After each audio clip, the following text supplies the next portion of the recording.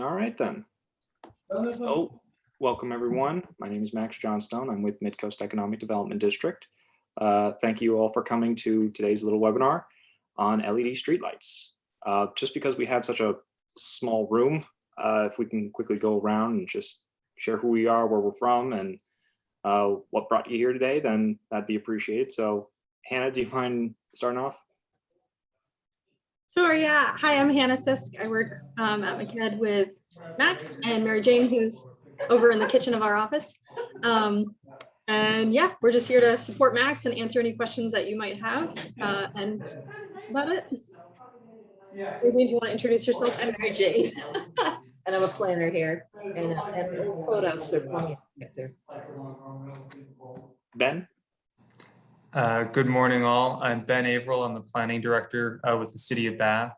And we are weighing our options for streetlight conversion. We've had some basic conversations with CMP, and I see this as being something that we start to really dive into in the new year. So it was apt timing to have this webinar from MCED, and hoping to bring this forward to our Climate Action Commission at some point in the next couple of months. So. Sounds good. And Victor? I'm Victor Langelo. I'm on the, I guess it's the Energy Committee in Topsom, and we've been considering lots of energy saving options, but streetlight conversion bubble to the top is a sort of an easy apple to bite off of, because we won't have to do too much work. We just have to hire somebody to do it, decide which way to go. And so anyway, we've been looking at it for, I don't know, 6 months. Sort of most of that effort has been figuring out, convincing the select board that CMP isn't the only option out there, and and then trying to get together an RFP, and which has been released, and we're expecting, I guess, the 17th, I think things are due. So anyway. All right. Well, we'll probably be retreading some of those grounds, and just so everyone's aware, the slides that I have will be available for anyone who's interested, and we're recording this. It's going to be on the website, and it's going to be redistributed to who got the initial email. So Okay. I'm just getting that cleared out, because that's always like the first question someone asks in a webinar. All right, so I'm going to go ahead and share the screen. So can everyone see this? Mm-hmm. All right, so LED streetlights. So LEDs, light emitted diodes. I hope I get that right. Yep. This is some technology that has been around for quite a while. This isn't some brand new thing. And streetlights have been able to utilize this technology for quite some time now. And you're even going to see that in parts of Maine right now in different cities. Right now, the streetlights that people typically see, which are the more orange, yellowish type tint, are the high pressure sodium ones. LEDs, you're going to see they're more clear, slightly bluish, maybe a little more yellow, but not that orange color that you're always familiar with. The conversion, depending on who you pick, can be expensive at first, but LEDs are very energy efficient technology that will not only last longer, but are going to have a significant cut in your monthly bill, regardless of who you pick. And we're going to see that in a few examples just later on. And this is just a visual comparison, so you can see what the streetlights currently are. You're going to see them more on the left side. Those are the more cooler colors. And then LEDs are a lot more warmer, and these are in kelvins. For LED streetlights, you're probably going to be getting some picks that are in that 3,000 to 4,000 range, more 3,000. So it's not so bad it's going to strain your eyes. Like, I know that's been a concern some people have had, where it's just going to be a health issue for their vision. But 3,000 still keeps it in that nice range, so that it's not going to burn their eyes or cause strain. It's just at that right temperature that they'll still be used to it. So why now? Streetlight conversions are a very good way of attacking a town's budget when it comes to energy costs. Some towns, obviously with how CMP works right now, towns are paying for the maintenance, they're paying for the energy distribution, they're paying for a lot of different factors. With LEDs, you can, even if it's just going to be working with CMP, that reduction in wattage is going to have a very big impact. And so this is probably one of the more simplified things a town can do right now when budgets are being strained to try and address something so big. And depending on the age of the streetlights, they may need to be replaced right now. When we worked with CMP a while ago, when I was working with CMP a while ago on this matter, they had 15, 20-year leases on some of these streetlights. Some of your streetlights, you might have noticed that the one on the road you usually drive on, it might just be out and CMP has to replace it anyways because it's an old streetlight. So it's just probably a good time to do it right now, just for your own convenience. And you're going to see as I said earlier, you're going to see examples of these streetlight conversions throughout the state. But you're also going to see them in the Mid-Coast as well. We've had some members in Mid-Coast Economic Development Districts area, mostly in Knox County and some in Lincoln County, already doing these conversions.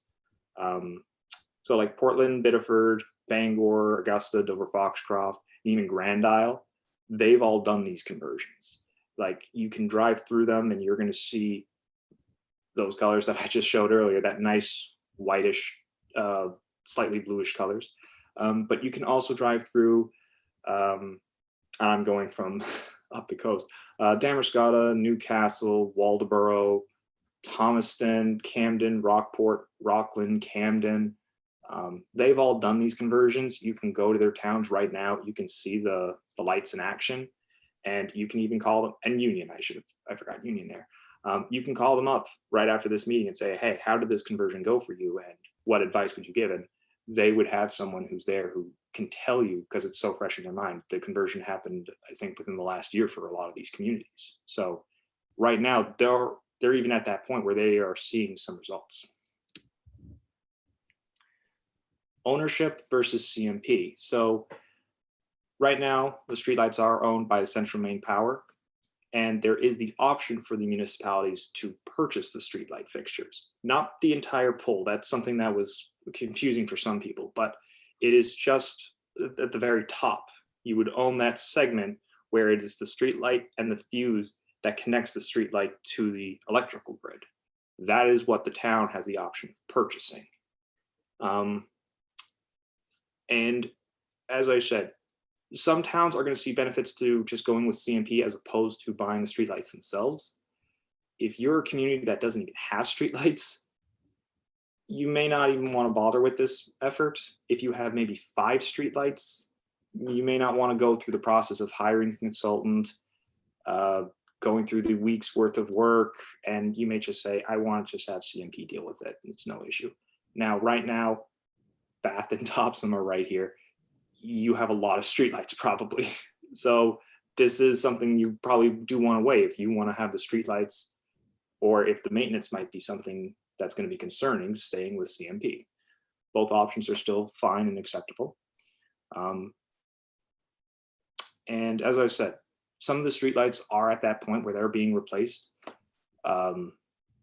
You know, if you have a streetlight that has lasted 15, 20 years, it's going to be replaced. They're worth absolutely nothing. So you're paying almost nothing to CMP. But if it's brand new lights that were just put in maybe 3 or so years ago, the price is probably going to go up a bit.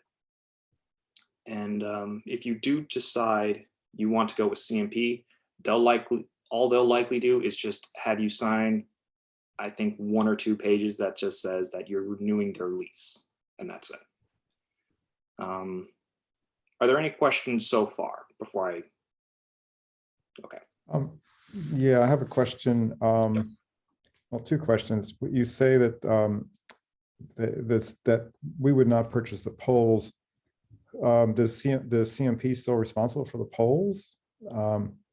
So if somebody, I mean, the question we always get is, if somebody drives, off the road and hits a streetlight, hits a pole, aren't we going to be liable for that? And I guess the answer is we'll be liable for the fixture, but not the pole itself. Correct. And So who do we call? That's the other question that'll come up, I'm sure. the maintenance will come up in a moment, but Yeah. you're right. If someone drives into a pole and that whole thing goes down, CMP is responsible for getting the street light up, and then they will contact the town and say, hey, the pole is up. Now you can get the street light back on. Okay. Okay. And I guess the other question is, high pressure sodiums have about a 5-year lifespan on the lamps themselves, not the fixture. Does CMP routinely go through and relamp, or do they just wait for people to call and say it's burned out or it's not working? That's something I can't really officially say because I'm not with CMP, but I will give an anecdote. When I was doing a conversion, when I was assisting with the conversion in Waldoboro, they what happens is CMP will give you a list of where they say all their streetlights are, and it's not going to be accurate, especially if you have a lot of streetlights. They said that they said that there were streetlights on either private roads or in subdivisions. Obviously we didn't find any there, but we did find them on these roads over here because they have a very interesting way of saying what roads the streetlights are on. Huh. And they even told me, oh, wow, we didn't even realize there were these 2 streetlights over here on that road. But we were billing you for these streetlights over here where none exist. Yeah, I talked to Lisbon, and they had over the years requested that some streetlights be removed because they, town budget, and they just decided they didn't really need a streetlight there. And they found out that when they did their conversion, CMP, they actually got CMP to do the conversion. They saved not only for the CMP, for the LED conversion, but the fact that they were paying for far more lights than they actually had. So they got a big win out of it. I think it was like 35% reduction in their bills. That's already a win, at least. Yeah. Yeah. Just know that's actually another benefit I'd see in doing this conversion now, is that you as the town will be able to now have a more accurate list of where these streetlights are, rather than just saying, oh, I remember there's a streetlight there, there's a streetlight there. You actually can actually have a list now in front of you that goes over all this. So I see a lot of benefits to doing it now, and that might be one of them. And actually, I'll be getting to the removal process in just a minute.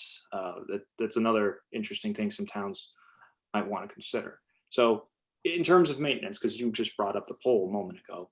So if the town stays with CMP, CMP will obviously still be in charge of all the maintenance. You're paying CMP for all the maintenance work that they'll do for whatever that year is going to be. But if the town takes the ownership, the town is then responsible for the maintenance. So as we discussed earlier, if the pole goes down, CMP puts the pole back up, but they'll probably want to coordinate with you about getting the fixture back on the pole. Or they'll tell you, hey, the pole's up, your fixture's over there, you're going to put it back up.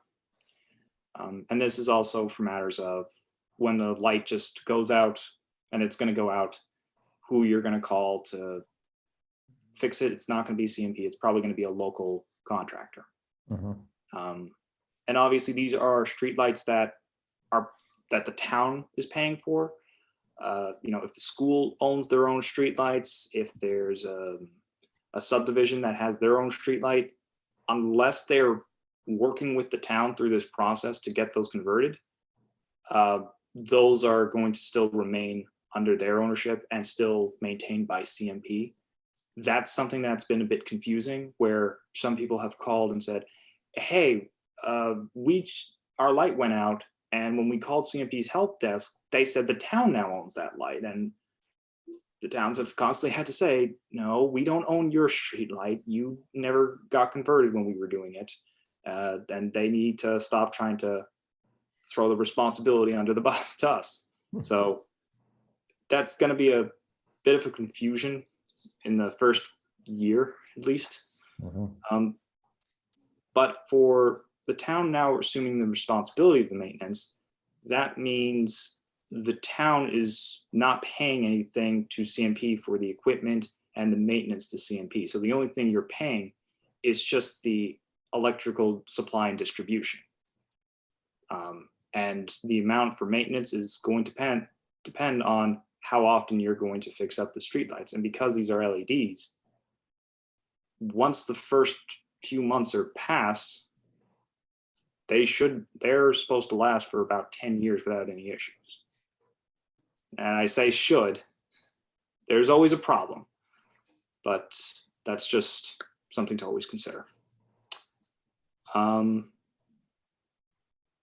another part for CMP's ownership is they always mention that they do pay taxes for the streetlights. So maybe speak with the finance director or person who's involved with the taxes and just say, how much do we get from CMP just for the streetlights? Because that might be a factor you want to consider in terms of costs. So it's just something to consider. So I'm now going to show just some 3 examples from different towns who have done these conversions. The first you're seeing is Waldoboro. So right now what you're seeing is just the projected savings over a 10-year period. And I'll describe it more in the next slide. But the green line shows what would have happened if they went with central main power and how much they'd be saving over the 10-year period. So first year, saving about $5,600. And then by the 10th year, they will have saved, well, 10 times that, $56,000. Whereas with purchasing the streetlights themselves, they are obviously going to be in the hole, about $80,000, almost $80,000. But by the end of the 10-year period, they will have saved $90,000 in accumulate in funds, pretty much. And you'll see about year 7-ish is when it pretty much evens out, whether or not they would have done CMP or not. So the $80,000, $78,000 includes what's called the net book value. That's the amount that Central Maine Power charges the towns to purchase the streetlights. For the town of Waldoboro, that was about $6,000 for 110, 112 streetlights. Because again, a lot of them were old. A lot of them had to be replaced. The rest of the money, it was putting in some new decorative streetlights, and it was putting in the streetlights. And the costs are obviously going to change. It's going to depend on who you end up picking as the contractor to install it. It's going to depend on the fixtures you go with, and it's going to depend on the net book value and any other add-ons that you're going to choose. In the previous fiscal year, this is after the conversion has been completed, Waldoboro had spent roughly $4,600 on 112 streetlights. As a comparison, the year prior to that, Waldoboro would have spent that much in 3 months of maintaining 110, of having CMP operate 110 streetlights. So that's about a 75% reduction in costs. And that was with Waldoboro purchasing the streetlights themselves. And 2 streetlights were added. No smart controls were installed, and I'll explain smart controls in a bit. The next example is Damascotta. This just shows their spending based on their budgets. You see 2018, 2019, 2020, they're $17,000 in spending, and they've just completed the conversion just this year. So we're not going to know exactly what those numbers are going to be, but it is projected to be about $6,500 is what they'll be spending for these streetlights now, because they purchased and converted the streetlights themselves. And as I said, this was based on their most recent fiscal year budget that was passed back in June. So I'm sorry, I don't have any better numbers at this time. Damascotta also decided to install smart controls and put in 3 new fixtures. The smart controls probably will add an extra $12,000 to $15,000, depending on the number of streetlights, obviously. So that's just something to consider. And then this is an example of a community in the Mid-Coast area that went with a CMP conversion. South Bristol signed with Central Maine Power back in June of this year, and they're still waiting on their conversion to take place.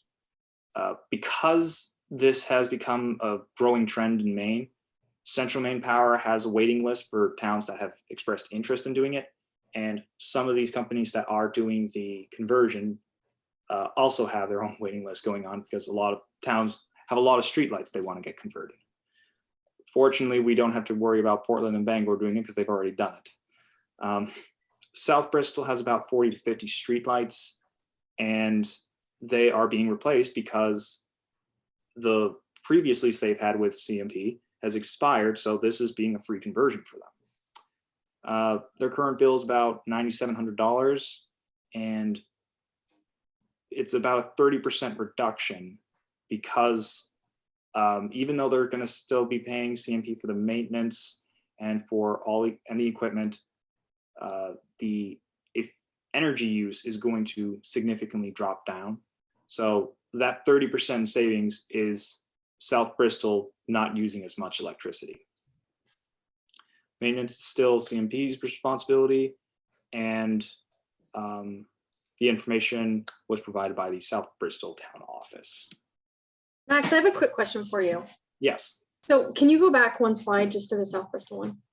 And this might be for anyone who's watching in the future or for Ben or Victor, but so obviously if you are going to do the CMP conversion, it's little to no startup cost, but you're going to be saving quite a bit of money. Right. And then if you do elect to purchase the fixtures, it is a startup cost, but it's a higher savings. Is right. there an option for municipalities to have CMP do the conversion, and then in the future, if they chose that they wanted to purchase the fixtures, could they do that when, say, they had more room in their budget? So that would be an interesting conversation to have with Central Maine. And the only reason I say that is because you're signing a 15-year lease with Central Maine saying that Central Maine is going to still maintain the ownership of the streetlights. Mm-hmm. So LEDs do last about 20, 25 years. So maybe by the end of that 15th year, Central Maine would be fine doing it. You could certainly talk with Central Maine and say, hey, we want you to do the conversion and we're fine with all that happening, but we do want to actually have the chance of buying the streetlights maybe 5 years later. So it'd be a case-by-case basis, basically. It would be a case-by-case basis. Okay. I don't know how Central Maine's going to feel about us doing this conversion potentially for free if it's a case like South Bristol, and then they're just selling the streetlights later. Now that might be fine because the net book value is probably going to jump up quite a bit, and then that's all you're paying. You're just paying the net book value. But that's probably a conversation just to have with CMP, because they may say, oh yeah, we can be flexible, or they may say, no, 15-year lease and that's it. Does that answer your question? Yeah, thank you. I was just curious thinking about it as you were going through. Seems maybe a little bit sneaky, but I didn't know if it had been done before, so. No, I mean, despite the examples I have already talked about, things are always still changing. It might be something where CMP might find it beneficial to actually do something like that. Mm-hmm. But it's really going to depend on who's going to take that first chance at them. Okay. So as I discussed earlier, these are some examples of municipalities in the region, at least that I'm aware of, who've already done this conversion. And some others that are throughout the state of Maine of what they're doing. Rockport, Camden, Rockland, Union, Thomaston, I believe South Thomaston as well, Waldoboro, They did LED conversions with a consulting firm called Real Term Energy from Montreal, Canada. And I believe they have an office here in the States as well. Damerscotta, Newcastle, Bristol, they also did a bundled conversion with Real Term as well. As I said earlier, South Bristol, Whitefield, they just had CMP do the conversions for them. And outside McHead, outside the Mid-Coast area, you'll find LEDs in Freeport, Portland, Bar Harbor, did it last year as well, I believe. Dover, Foxcroft, and Augusta, as well as the surrounding areas of Augusta. You're pretty much, if you go to Central Maine, you're probably going to be seeing a lot of LED lights up there. And yeah, I think the quick thing I'll go over is that a lot of areas you're going to see in this region were done by Real Term Energy. There is another group called Affinity. They're based in New Hampshire, I believe. They also do LED conversions as well. And in terms of installation companies, there's Hedstrom Energy in Camden. They did the conversion and can do the maintenance as well. There's also a group in, and I'm sorry, I'm blanking on the name. There's one up in Aroostook County. There's also one in Portland. Whoever does the installation here in Maine likely can do the maintenance as well. So if that's something where the town decides to go with the conversion and buy those streetlights themselves, when you're told about the installation companies, it's good to keep them in the back pocket and to see what their maintenance rates are so that you can just call them in case something goes out. So your next steps. I don't know where Bath and I don't know, well, I know where Topsom is, but for anyone who's watching, who's wondering, well, now this is interesting, what do we do next? Contact the Central Maine Power's key account manager for your area. It's going to depend based on the region. However, Bath and Topsom, you're probably going to have the same person. And you just want to find out the net book value for those streetlights and what CMP could offer for the conversion, because it might be a free installation like what's happening in South Bristol or Whitefield. It might be something that's going to cost you a few bucks because the lease isn't expired yet. And if CMP doesn't want to provide you an inventory list, check your monthly streetlight bill, because it'll at least say how many streetlights you have. And you can either have someone drive around and find where all those streetlights are, or you can just work with CMP and kind of nag them a bit on the GPS coordinates and then find them yourselves. And then you want to consult with your select board or any advisory committee that's going to be in charge of this, whether it's a renewable energy committee or sometimes it's the economic committee, just to see what options you want to explore, whether you want to do CMP and make it a simple, quick process, or if you want to do the streetlights yourselves and go for those bigger savings. Our organization, Mid-Coast Economic Development District, is certainly available. It can help answer any questions you may have in the future. As I said, the PowerPoint, the recording, it's all going to be publicly available for anyone who wants it. And if you have a quick question, just send off an email. If you just need someone to come to a meeting to give a quick little spiel about it, just let us know. If there is interest in a town purchasing the streetlights themselves, usually it's a good idea to also talk with your local neighbors.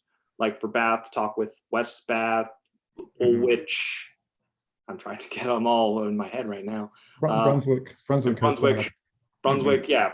For both of you, I guess it's Brunswick, Richmond, just Saginaw County in general. Just because it would be better to reduce the wait times and sometimes the labor costs as well.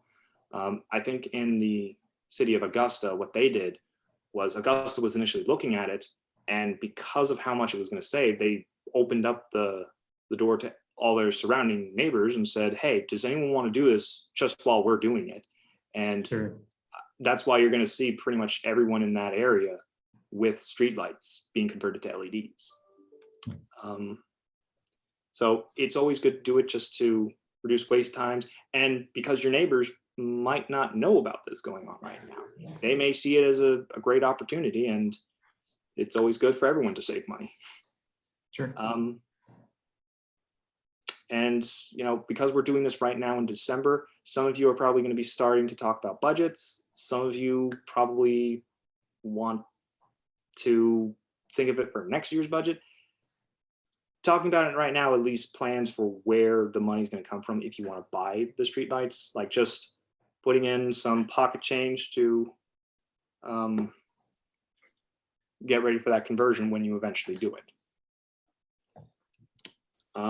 And then add-ons. These are completely optional. Your town does not have to do this if you are doing the conversion. These are not available, to my knowledge. These are not available if you go with central main power. So smart controls, I brought that up quite a bit. With the streetlights you currently have, well, the streetlights you would have through this conversion, there would be a little solar panel that's on the top of it, so that when it does get dark outside, about 30 minutes after sunset, the streetlights would just automatically turn on. And then 30 minutes around sunrise, they'll automatically turn off. With smart controls, you would have the ability to just control them whenever you want. So someone either at the town office or public works or Jim who works from home, they'll just have a panel on their computer, and they can set the time it goes off. Like, rather than waiting for the sun to just be dark enough for the streetlights to go off, you can just say, I want it turned off at exactly 5 p.m. or I want it turned on at exactly midnight, just to anger that one guy over there. And the smart controls can also control the individual streetlights. So some people initially might have an issue about the brightness of it. So in the downtown area, with smart controls, you would have the ability to choose to dim the lights at maybe 10 p.m. so that they're not so bright going through someone's windows. And then maybe at around 1 a.m., because there might be some issue going on, they can automatically be brightened up a bit for emergency vehicles to pass through. Now, it's all just situations. And then there's decorative. Oh, the other thing I should mention with smart controls is that they also are an online maintenance tool. So rather than just driving around and seeing the street light out one day, you'll have that online database that just shows, hey, this street light's at a weird angle. You might want to go check it. And then saves you the hassle of waiting for someone to tell you the street light's not working. Max, I would add too, when I was speaking to Jay over in Union, so they just did the conversion recently. Mhm. And they did opt for the smart controls, and he said that he's been a fan of it because in the common area and sort of Union's downtown, they're able to dim the lights quite a bit so that it's not, it doesn't look like there's a helicopter hovering over the small little village area. But with that, it doesn't change the price of the electricity that you're paying. So they don't currently have a way to mark it down or mark it up, but you have the benefit of being able to either brighten those intersections that might be a little bit tricky, or making things a little bit more cozy in the village areas, which is nice. So. Yes, thank you for bringing that up. I'm forgetting a lot of things today.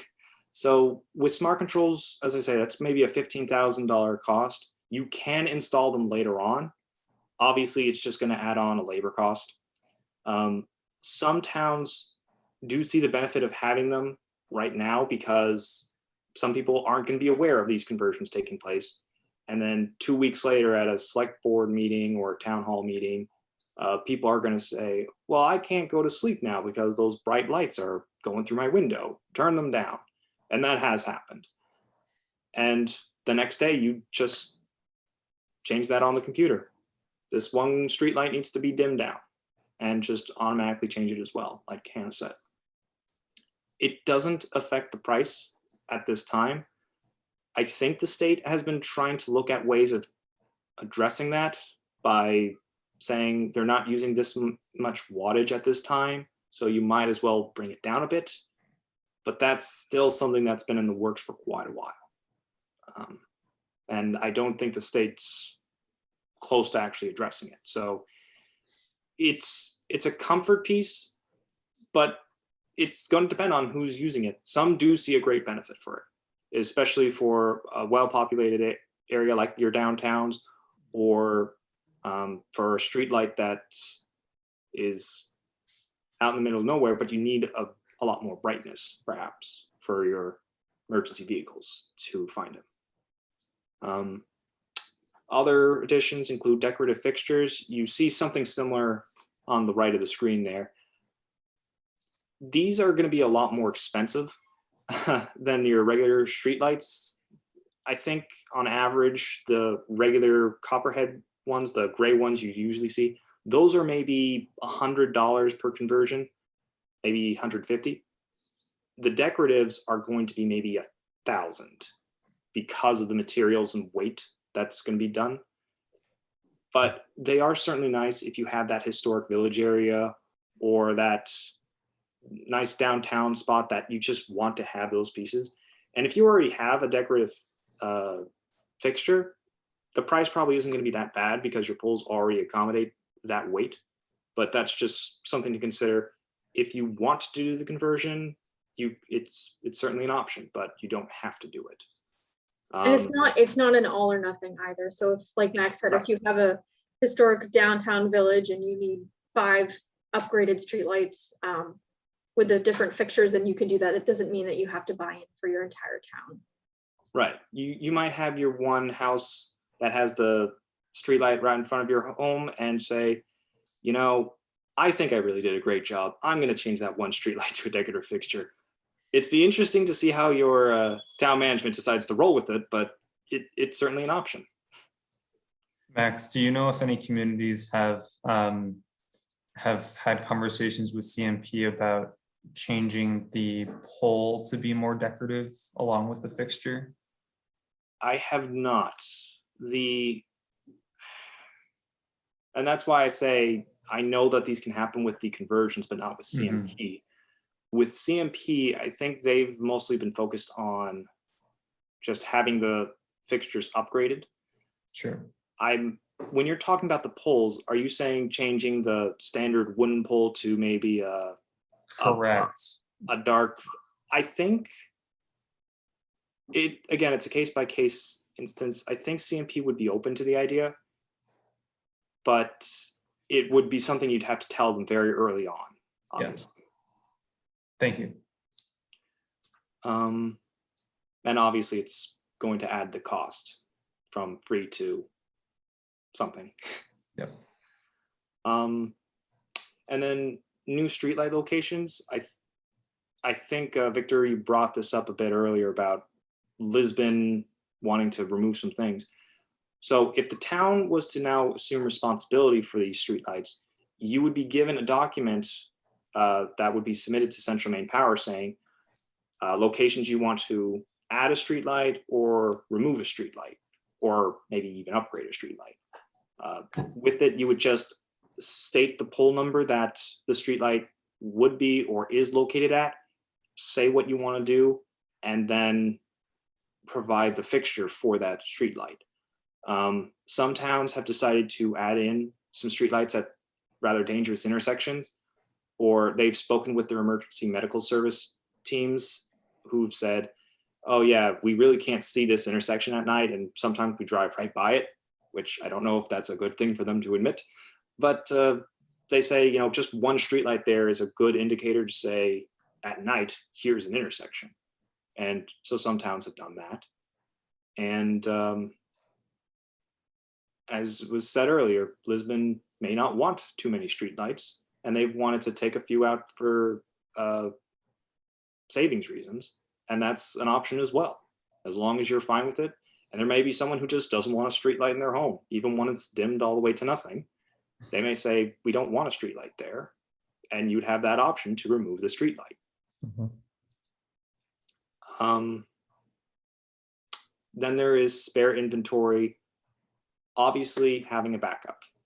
And that's another benefit for towns to work together on this. And go in on the same proposal, because with the spare inventories, let's go with the Damerscott, Newcastle, Bristol conversion, for example. If one of them has a streetlight that goes out, rather than ordering the part from, I think it was Virginia, they can just call up their neighbor and say, hey, this streetlight went out with this wattage. Do you still have this fixture? Oh yeah, we do. We can get it over to you tomorrow. So the streetlight's then up, and then you're just paying your neighbor to have the streetlight until a replacement part can come over and replace their inventory. So that's why it's always a nice benefit as well to work with a few towns, just so that you'll have your spare inventory, they'll have their spare inventory, but if for some reason all of your fixtures just go down for some reason, you have your neighbor to help so that you still have some lights on by the end of the week. And as I said, all options that are just been listed, they are completely optional. They're up to the town's desires. You might want to add in a streetlight, but not have any spare inventory. Maybe you want to have the smart controls and no decorative fixtures. It's completely up to what you believe is the necessity the town has at this time. So in terms of options, the two most commonly known ones, at least in Maine, is real-term energy and affinity LED lighting. Those are the two most common groups you're going to find here in Maine. It is always good to still put out public bids, just because there might be a new contender that's just starting up somewhere. And they may have a good price. They may have a good product. With Real Term, they're more of a consulting group. They're going, or a manager. They're going to be working with, they're going to put out their own bids for the fixtures, for the installation crews, and even smart controls, and then present them to the town offices and say, these are who we think are the best people to do it. And they'll just add on a 10% fee, I believe, in addition to what it's going to cost to hire all those people. Affinity is more an in-house group where they make their own LED lights, and they'll work with a local contractor for the installation. And this does not include smart controls. Smart controls are going to be their own beast, because with it being more of a wireless communication, I think US Cellular, Verizon, and a few other options are out there. So smart controls are just going to be a lot more to go through, but they do have their own benefits. But for streetlight conversions alone, these two are the more common ones you're going to be handling. Are there any questions? You mentioned one other contractor from Camden that you said was in Camden. Hedstrom Energy. Okay. I believe they will make if you want to, you can send out a bid to them or an RFP to them, and I believe they'll still make a bid. They also have worked with some of these towns for the installation, and have offered their own maintenance rates. It may change, and it could be more on rather than an annual call, or an annual contract, you would just call them and say, hey, this street light's out. Can you send someone out? And they'll say, yeah, here are the rates that are applying, and we'll send someone out by this week. Okay. Max, for any of the communities that you have spoken with that are either part of MCED or outside of our district, do you know of anybody who has converted and now has ownership of the streetlights, but are doing the maintenance themselves instead of having the contractor do maintenance? So that's going to be tricky, because you would have to have a certified engineer to handle that. I think Bangor was actually doing the conversion themselves. Like they didn't even go out to bid for anything. They are doing the conversions themselves and installation themselves. I think that was a conversation I had with their planner, I think 2-3 years ago, when some towns were just starting to look at this. So, and that's another option a town could do. If you have someone who is a certified electrician who is certified by the state of Maine to go up to these poles and handle the conversion and installation and maintenance, that might be a benefit actually on the town's end, so that you're not paying hundreds, maybe thousands of dollars to have one streetlight fixed. Thank you. So that might be a good long-term investment, but not every town's going to have that, probably. Are there any other questions? I'm gonna stop sharing then. As I said, these slides and the recording will be publicly available to those who are interested. If there are any other questions, you can just feel free to send an email out to myself or to Hannah, who's right there, hsisk@mceddme.org. I would do myself, but I already had it up there and I just don't like spelling out my whole name. And it's a lot faster to do.